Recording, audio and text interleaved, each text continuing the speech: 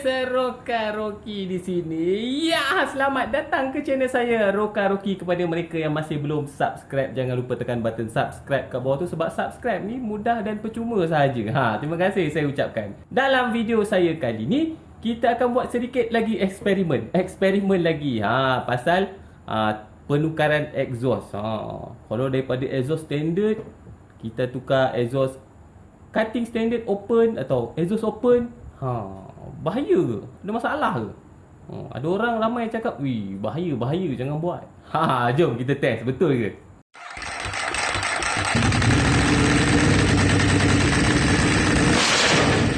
So, seperti yang saya cakap dekat intro tadi, kita akan buat test eksperimen tukar exhaust. So, dekat saya sekarang ni ada sebiji RS150R yang standard. Ini memang standard jaban, tak ada buat apa-apa, semua standard kecuali dah tukar rim sahaja dan juga adalah aksesori sikit-sikit. Tapi secara overall memang motor standard. So, dekat luar sana ada ramai orang yang beli motor macam ni, tapi dia orang tak minat pun nak modi pelik-pelik ni kan, yang first stage lah, second stage lah, third stage lah, final stage lah, apa benda stage. Dia orang tak nak buat pun. Tapi diorang buat satu benda je. Ni memang ramai buat. Tukar exhaust. Daripada exhaust standard tu, tukar kepada exhaust cutting standard ataupun exhaust cutting standard open ataupun exhaust open.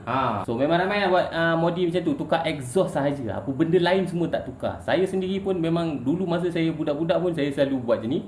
Kita tukar exhaust je, kasih ada bunyi sikit. Pom. Barulah orang kata ranggi sikit kan. Tapi ada orang kata ada bahaya. Ada orang kata nanti fuel ratio jadi kering, enjin jadi panas. So memang ada logik dia kat situ. Bila kita pakai exhaust cutting standard yang manifold besar-besar sikit, selalunya enjin akan jadi lebih lawas dan dia akan jadi kering sedikit. So bila fuel ratio kering, selalunya enjin akan jadi panas. So kita akan test lah betul ke tak. So dalam test kali ni saya akan test RS150R. Saya tak tahu result motor lain macam mana. So result dalam video ni adalah result RS150R. Tetapi saya rasa hampir samalah untuk apa-apa jenis motor pun, Kapcai ke Superbike maybe lain sikit. Saya tak pasti. So kita fokus dekat Kapcai je dulu. Superbike saya pun saya buat macam tu. Saya tukar exhaust je, kasih bunyi kuat sikit. Okey, jom kita teruskan dengan test hari ni. Kita mulakan test dengan kita run dyno dulu, motor standard ni. Kita tengok macam mana result dia.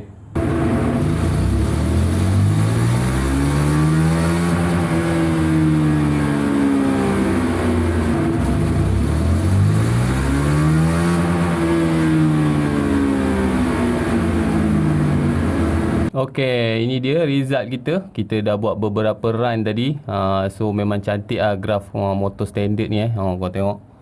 Dia punya orang kata minyak dia pun lurus je, macam pembaris. Ni torque curve dia. Biasalah cam standard macam ni lah. Dan juga horsepower curve dia pun memang cantik. Ini standard lah. Sebab tu standard memang sedap kalau kita nak bawa daily. So horsepower kita dapat sekitar 14.1 lah. So torque pun dalam sekitar 11 ke 12 macam tu. So jom kita tengok lebih detail. So ini dia graf lengkap dia. So horsepower 14.1, kita run dalam part, kita ambil kata apa, average lah 14.1, torque dalam 11.45. Dan paling penting minyak walaupun motor standard, tapi minyak dia kalau kita nak full throttle nampaknya cantik lah, tak ada masalah. Walaupun setting kilang masa cruising dia agak kering. Maknanya dekat kalau kita tak full throttle kan, setting minyak dia agak kering 15 ke 16 macam tu. Tapi bila kita full throttle, setting minyak dia memang cantik dan selamat. Alright. So okey, kita dah tahu apa result motor standard. So sekarang kita tukar exhaust sahaja. Kita tengok apa perbezaan dia dekat torque curve, horsepower curve dengan fuel ratio. Jom. So ini dia pipe yang kita akan gunakan. Kat atas ni size 32mm manifold dia. Kat bawah ni kalau kita tengok memang berbeza, sangat kecil. Tak silap saya standard ni dalam 25 ke 26. Saya tak berapa nak pasti, tapi memang kecil lah, jauh lebih kecil daripada 28mm. Dan kita ada pipe cutting standard open. So dalam ni dia tak ada bahagian-bahagian macam muffler standard ni. Dalam muffler standard ni dia ada macam section-section tau. Ada bahagian-bahagian, segmen-segmen. Macam ni dia tak ada. Dia straight dia keluar habis. Tapi cutting standard. So kita kasih tengok lagi dekat. Memang beza 32 mm. Ini tak silap saya lah 25-26. Tak silap saya.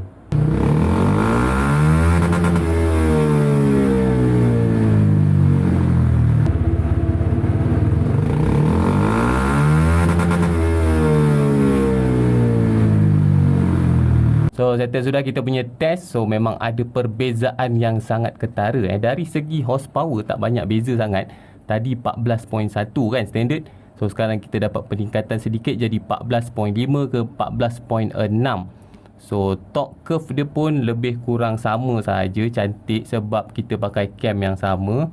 Horsepower curve dia pun lebih kurang sama sahaja, cuma tinggi sedikit lah berbanding dengan standard tadi. Tapi yang menariknya kita tengok sini nampak ni, yang warna purple ni dia punya AFU ratio dia memang berbeza betul dengan yang standard ni. AFU ratio ni maknanya kadar minyak lah, kadar petrol So kalau kita tengok dengan yang standard ni, kita banding dengan sebelah-sebelah, korang nampak yang standard punya lebih cantik dekat bawah maknanya yang standard ni minyak dia lebih lah. Yang atas ni dia minyak dia kurang. Maknanya kita motor jadi kering sedikit. Ini mesin yang cakap, bukan saya yang cakap. Mesin yang bagi tahu. Kalau mesin ni tipu saya, dia tipu saya lah. Tu dia.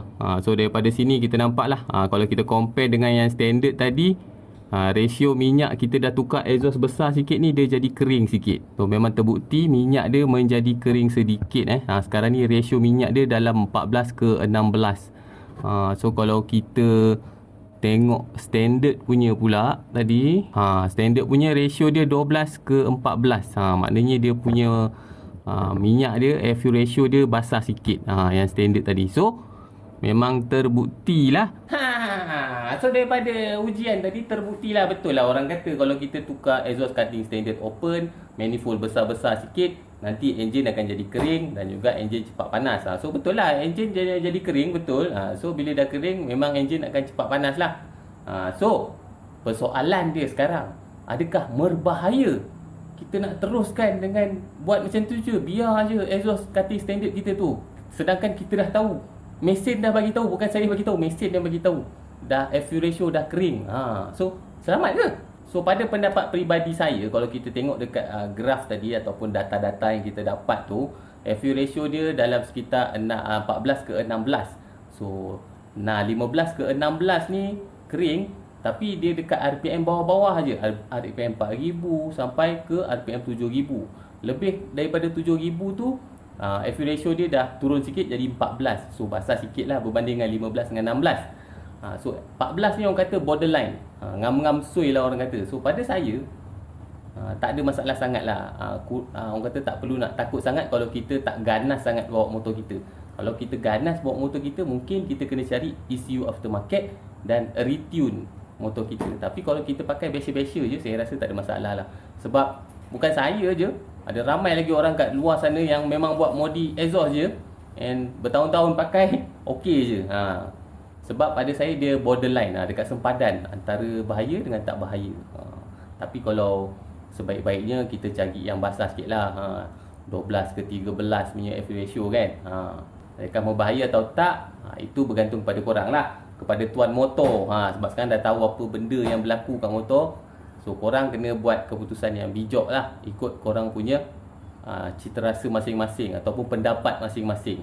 So tepuk dada, tanya selera, okey ke tak okey. Dan juga jangan lupa, ini saya buat kat RS150R, Ysuku kah, RFS kah, BF3i kah, saya tak tahu sebab saya tak test kat motor tu.